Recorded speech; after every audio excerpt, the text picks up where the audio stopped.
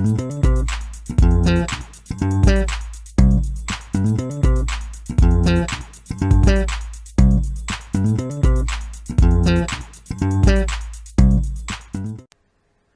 kids, and welcome to another edition of Mr. Ashley's Reading Room.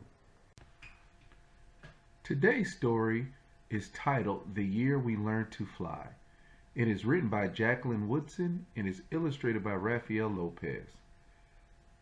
This story is about the power of one's voice and the friendships that emerge when you are yourself. I hope you guys enjoy today's story. The Year We Learned to Fly, written by Jacqueline Woodson, illustrated by Rafael Lopez. That was the year we learned to fly. That was the spring when the rain seemed like it would never stop, and the thunder boomed so hard we weren't allowed to go outside. Use those beautiful and brilliant minds of yours, my grandmother said.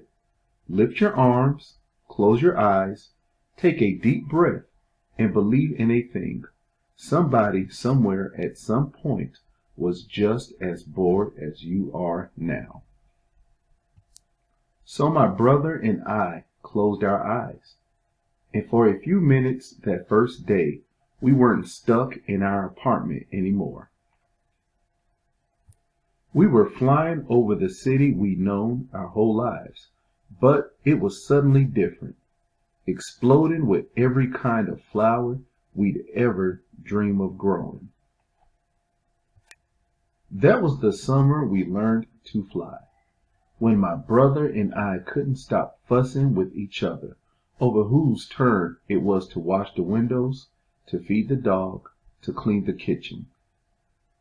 We fought and frowned and made silent promises to never speak to each other ever again. My grandmother said, lift your arms, close your eyes, take a deep breath, and stop being so mean about everything. Somebody, somewhere, at some point, was just as mad as you are now.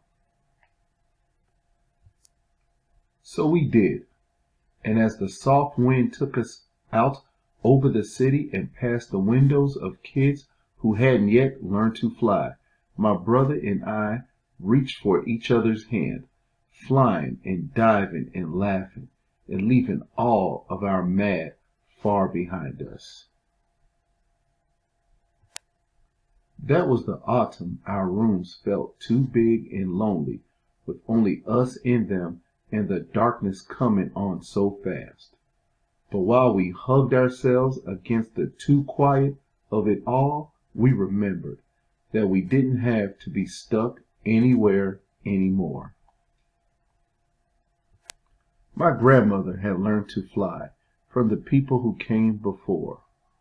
They were aunts and uncles and cousins who were brought here on huge ships, their wrists and ankles cuffed in iron. But, my grandmother said, nobody can ever cuff your beautiful and brilliant mind. So our people learned to fly, she said. They dreamed a thing and made it happen, closed their eyes and flew away home. Lift your arms, my grandmother said. Close your eyes, and remember, somebody somewhere at some point had to figure out they could fly. That was the winter we moved away from the building and the block and the friends we'd always known, to a street where the kids looked at us funny and didn't even answer when we asked them if they wanted to play. It's okay, I said to my brother. Somebody, somewhere, at some point, had to figure out they were ready for any new thing coming their way.